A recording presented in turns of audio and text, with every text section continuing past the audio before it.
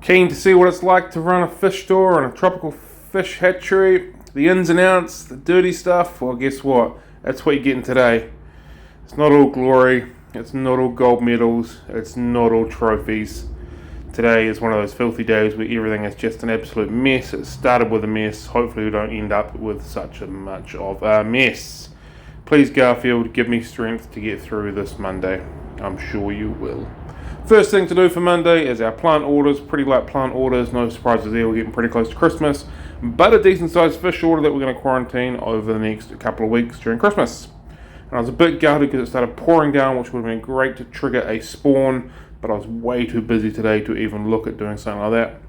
The morning brine shrimp hatch was absolute golden. How good does that look? Such a nice thick amount of gooey goodness. And I think the extra boil on the hatchery is really doing its job.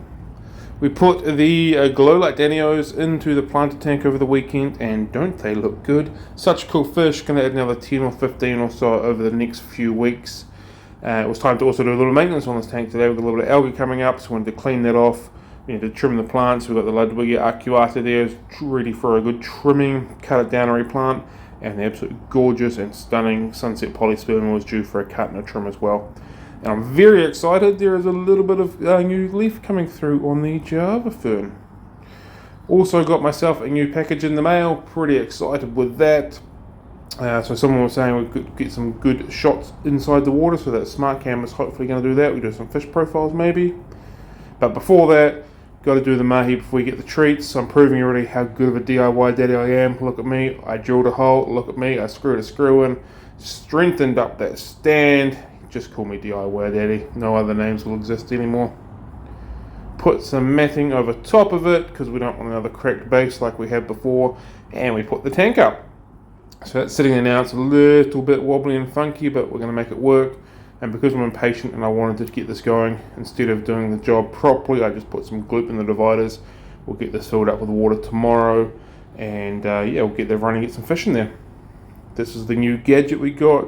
The digital thermometer, digital LED reading display. So far so good. And being it was Monday, Safi was in. He was on algae scraping duties, getting the razor blade in there, getting rid of that green spot, doing a phenomenal job as always. And I loved this top-down view of the sunset polysperma, such a beautiful plant. And we put a little wave maker duckweed. How did that get in there? Time for the trimming. Trim, trim, trim. Snip, snip, snip. The handy dandy Aquarium Frenzy tools doing their job again. Look at that. Look at how easy they snip through that plant, and they're cut. All trimmed, all cleaned, all pushed back in. Let's let it regrow again and do it again in a couple of weeks' time. Very, very happy with how this is developing. Had this container crany, my Oya, gone a bit mushy, gone a bit weird, losing its colour. Couldn't really sell it, so I thought, what can I do with it? Originally, I was going to put it in the planter tank, but I decided not to. Took it out in one big clump. The roots in there are actually ridiculously healthy, and the leaves are still pretty good. They just don't look quite as good, but they definitely feel solid. So I thought I'd dump it in one clump straight into the swordtail tank and the sails tank. We'll see how it grows in just one clump. I've only ever pulled them apart and planted them, so it'll be very interesting to see how that goes. And an update on the cyanobacteria. It looks like it is getting to get a little bit more holy. The snail's doing the job, or is it just disappearing? Well, who knows, but we'll find out over the next week or so. I'll keep everybody updated on that.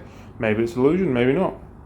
And I don't normally go quite this deep on my hatches and my paws, get the eggs in that spout, but I went deep for a reason, because my gosh, this afternoon's hatch was fire! That is some glorious golden goodness. Let the feeding frenzy commence. Get into it, Guppies. Give it a munch. Look at them go. Absolutely loving it. I'm very, very happy with how these brine shrimps have been hatching recently. And you don't often see these fellas out and about, so I thought I'd take a wee video of that as well. Hope you've enjoyed it. Don't forget to follow.